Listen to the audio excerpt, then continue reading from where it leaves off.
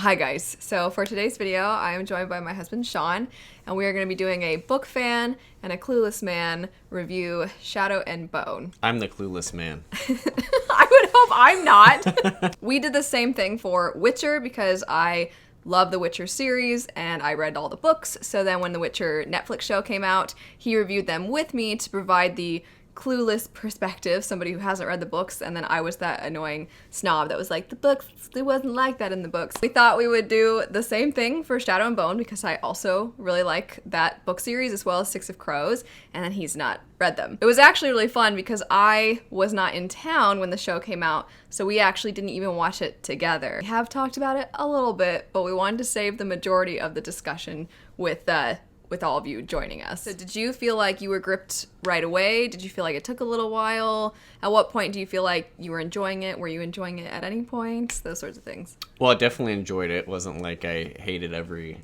single minute of it. I don't really remember episode by episode, but I think I was gripped by it pretty early. I don't think I was bored necessarily. So yeah, I thought it was...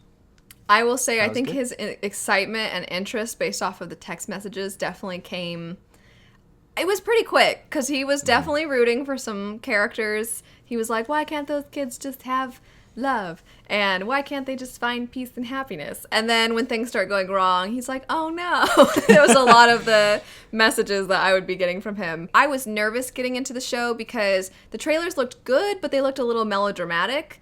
And I was nervous it was going to be a little much, but I ended up loving it right from the beginning. I was so gripped, and I do think that it got better, because the beginning had a little bit of, let me tell you my story and what's going on, and it would kind of hand you information, and then after that I feel like we got to go along with the characters. So that was really enjoyable for me. Also, as somebody who has read the books, I don't need to say that every time. I could just say... Did you read the books? I read the books, if you didn't Wow. know. Many of you know at this point that the Six of Crows characters are actually from a separate series that comes after the Shadow and Bone trilogy, and they ended up combining the plot lines because in the books they never actually interact. And that was something I was nervous for. I was afraid they were going to ruin the characters or that it was going to feel really clunky, and I didn't think it felt clunky at all. And I was like, well, maybe I'm just wanting it to not feel that way. So did you feel like it was obvious that they weren't ever connected? No, so I if I didn't know from you that they were two separate series and that they didn't actually meet, I would not have known that. So I thought it was done very, very well as well.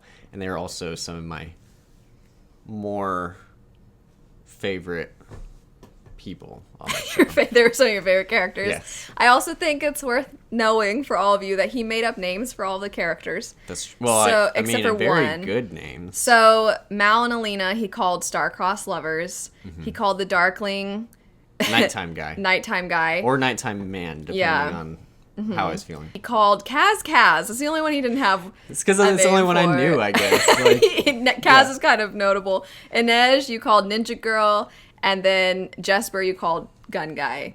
So those were the nicknames that I got to hear. And then Nina, he called Shipwreck Girl, and I think you didn't have a nickname for Matthias. I think that one stuck with me too because I remember you saying his name's Matthias, and I looked at him like, no, that says Matthias, and there's like apparently some disagreement there. So I remembered his name. So incorrect yeah, name. you would call you would call him by his name. What did you think of the characters? Did you like them? You said the Six of Crows were your favorites.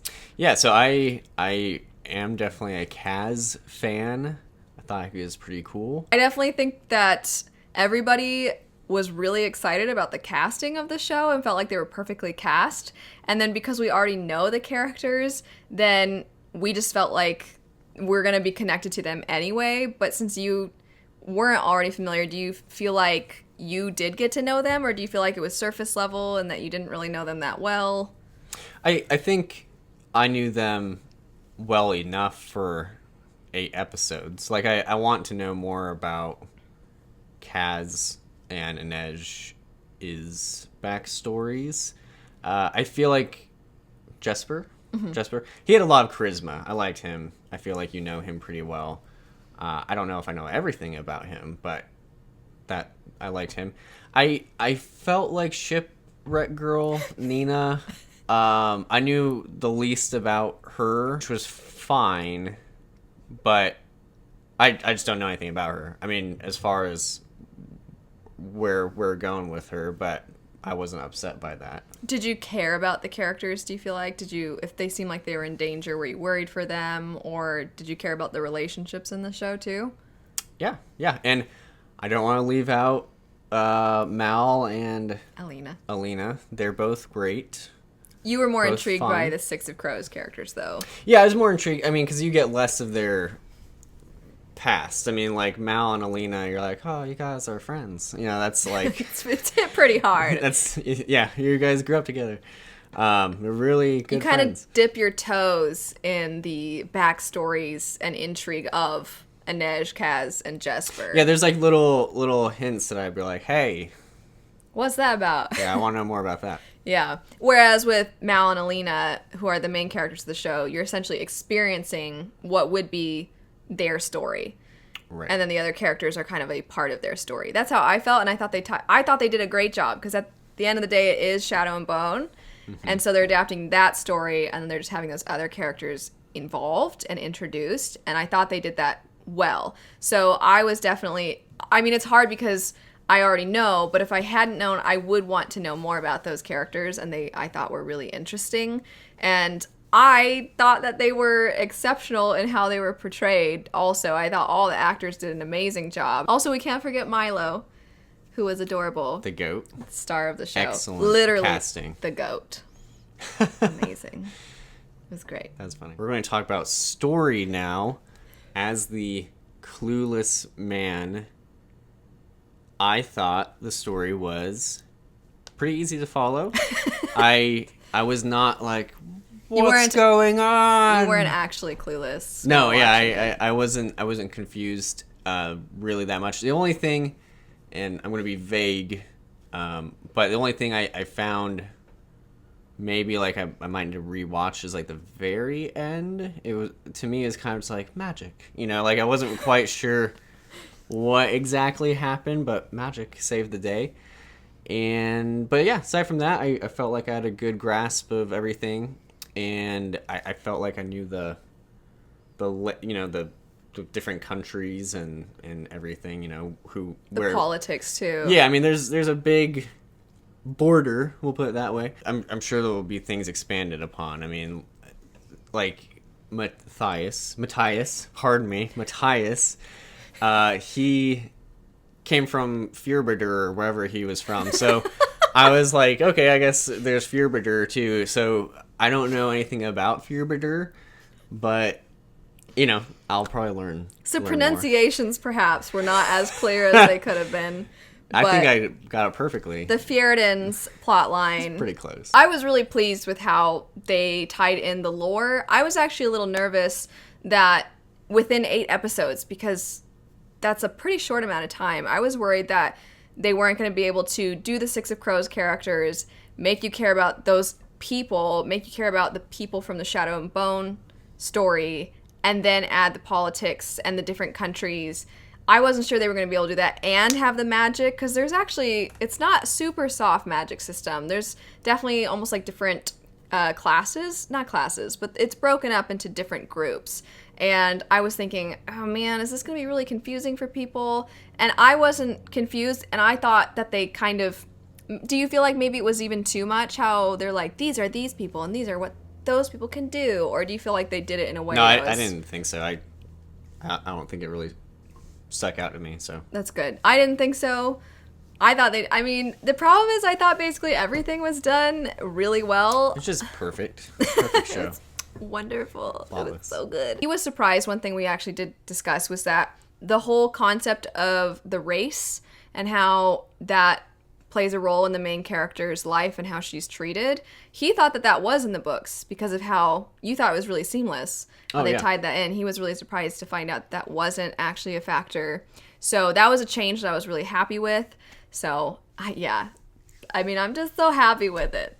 Now we will talk about setting and general look of the TV show. TV? streaming show. It's still watched on a television, so I feel like it's still a television show. But I thought it looked great, too. I was nervous for the CGI and special effects, and especially because magic can be so hard to do. And I thought the magic always looked really good. I'm just a broken record being like, it was great. But perfect. It was wonderful. I thought it was visually appealing. I thought the settings were very nice. Kind of a steampunk look. Yeah, I liked I called it like a London place, but I guess it's not. What's it? Ketterdam is like Amsterdam. Yeah, I thought it looked kind of London-y. I will say I was that guy who is like, why do they have British accents when it looks kind of Russian inspired? But that's fine. But yeah, I thought the settings. I mean, I guess the other setting was kind of just like a war camp for most of the time. Yeah, then so you don't really see. What did much. You call Fjerda? Ferber? Yeah, whatever it was. I mean, it was just okay. That's one thing that I'm like, this is clearly a green screen. You know, like some of that, like when they were like out on the water. I mean, I would hope when they were like on the water. I would hope they didn't throw those poor actors like in the middle of the ocean. They should have. There were a couple things that you could tell, like, okay, they're not really in this cold place, and obviously there has to be a couple, I feel like, spots where you can tell that this is not, this isn't real. But when you compare it to other fantasy shows, I know the one that everybody wants to compare everything to is Game of Thrones. And I feel like the beginning of Game of Thrones didn't always look amazing. There were a few times where it's like, that didn't look great. And then as the budget got bigger, the special, like especially the dragons, started to look much better. So I thought they were clever in that when the show takes place in the Fold, which is this darkness, if you're somebody who hasn't watched the show yet, when there are scenes in that space, I feel like they utilize the darkness to their advantage because it's literally this giant place of darkness. So it made sense that it was going to look dark, but I was worried that the monsters were going to look really dumb, and I thought they looked good, but I'm hoping that as the seasons continue and the budget maybe gets bigger, that we're going to actually see the monsters a little more.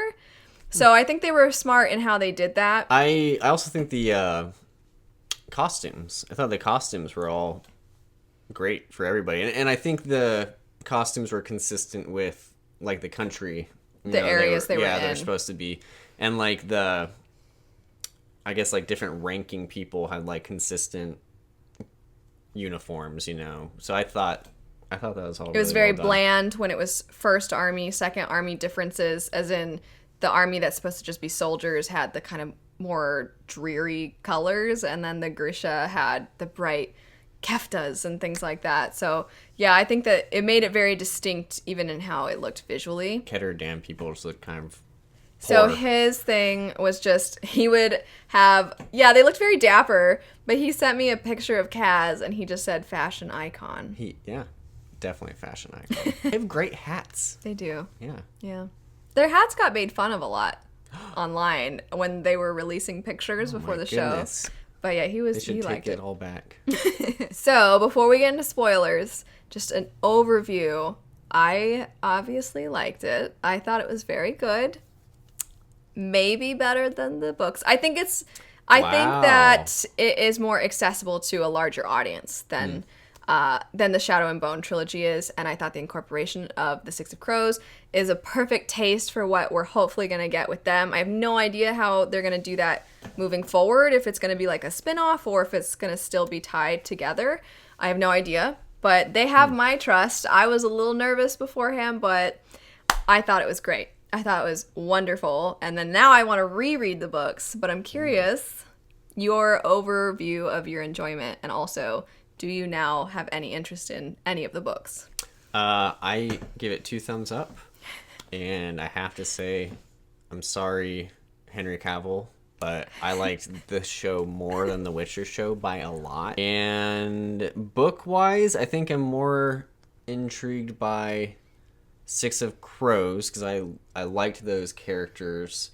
Not that I didn't like the other ones, but that story feels a little bit more Chosen One. It is, for sure. A little bit more tropey. Kind of traditional fantasy, I guess. So I kind of liked the uniqueness. The rogue gallery of you like those crime boys. sort of settings too, and I think you were intrigued by that. Like that Scottishy guy with his big scary beard. That was cool. I mean, and you said he's in the books, right? Yes. So yeah. I want to know more about scary Scottish guy. Yay. So maybe in the future you'll get a Sean Six of Crows Crooked Kingdom review. I feel like you should do a vlog of your reactions, and because there's some scenes that I'm like, because when he would talk to me, I'm like, I can't say anything, and I hope he's okay, because there's some things that I feel like are, I want him to read them now. So getting into spoilers though. Okay. Jumping into spoilers now, because we're going to chat a little bit about some of our favorite scenes. If you don't want to be spoiled, obviously stop watching now. But anyway, getting into the favorite scenes that got us all riled up, those sorts of things. So I was expecting a lot of the things that happened, and I was excited to see a lot of them. But there was a scene they added in the show, and when it happened, I so dramatically gasped. It was so dumb. But those of you who know, who watched it, I feel like you have to let me know if you did this too. When Mal shows up and he's trying to prove that he knows who Alina is, and the Darkling's like, who are you? Being all moody. And and then he's like, she likes these flowers, the blue ones, not the white ones. And when the Darkling gave her the flowers, I was like, oh, no. And I was so upset. I was like, no, that crosses the line. I was so mad when that happened. I was more upset when he did that than when he turned a whole town into monsters. I mean, the emotional impact, because I'm like, Mal's a sweet angel. How dare you try to take his girl? I was really upset. I was upset at that scene. I mean, it was really well done. But I was more upset by Dear Death than that scene, frankly. I knew it was coming, though, so. It's just not right. He killed the stag. Also, he puts the horns in her. It's very gross. It looks really gross. I was like, ugh. And then he texted me and he's like, ew, what'd you say? Icky antlers inside her or something like that? In support of the Darkling, I do want to say his backstory that they showed was, I was like, oh, that killed all his friends. I know. I actually thought the backstory, I thought they did a good job. And gosh darn it. Humanized him. Despite the flowers really upsetting me, that whole scene, I was like, well, dang it, now I feel kind of bad for him at the end. And the whole make me your villain line was so well delivered. That line was so well delivered. I will say one of my criticisms for a bit was I thought the Darkling, whatever his General Kerrigan is what they call him. I thought he had zero personality for the longest time. And then I was like, oh... Yeah, I was a mean person. When he was like, because I asked him who's your favorite character, and he said, I like the Star-Crossed Lovers, and I like Kaz. And I was like, anyone else? He's like, well, I like Ninja Girl and Gun Guy. And I was like, so the Crows. And he's like, I feel like I've named everyone. And then he said, I don't like the Darkling. He has zero personality. And then I said, I'll be curious to see what you think by the end of the show. And he's like, does he get a personality by the end? And then you actually did, kind of. Yeah. Yeah, gosh darn it. I felt for the guy a little bit. Although the using somebody against their will thing, They made it very believable, his entire, why he's so passionate about looking out for the Grisha. And why he's so just basically power hungry almost. It's not because he wants to rule everyone, because he's mustache twirling villain. It's he wants to protect. It's like an X-Men plotline. Kind of, except for they are currently accepted, but they haven't always been, and he doesn't want to go back to that because he saw what that was like. And I think the show did a good job of that, and they did make me... The scene with the whole fine, make me your villain when they're arguing, I was like, I mean, I'm not 100% on your side, but I kind of see your point, which is, I think they humanize the Darkling maybe more than the books. Dare I say? I thought they did a good job with that. Another scene that I was a big fan of was when Alina gets into the cart and Jesper's just like, oh, I liked that scene quite a bit. I thought that was funny. And David being like, I felt like there was just a couple of scenes that were actually quite amusing, and I thought the humor they did well. I feel bad because I feel like you have one, but I'm going to say one more, which is when when it goes back to the crows and Jasper's like, well, that went about as well as we were expecting. And then it just shows all of them screaming and then the goat. I thought that was also, I mean, it was good. I liked it. I liked it a lot. It was all good. I liked Jesper bouncing bullets off of things. I was like, yeah. Seems pretty impressive. I did like the... Not sure if that actually works in real life, but, Yeah. So, but I liked Inej on the aerial silks and like him shooting the card and everything. I thought that was pretty brave. On Inej's part. Yeah, I wouldn't.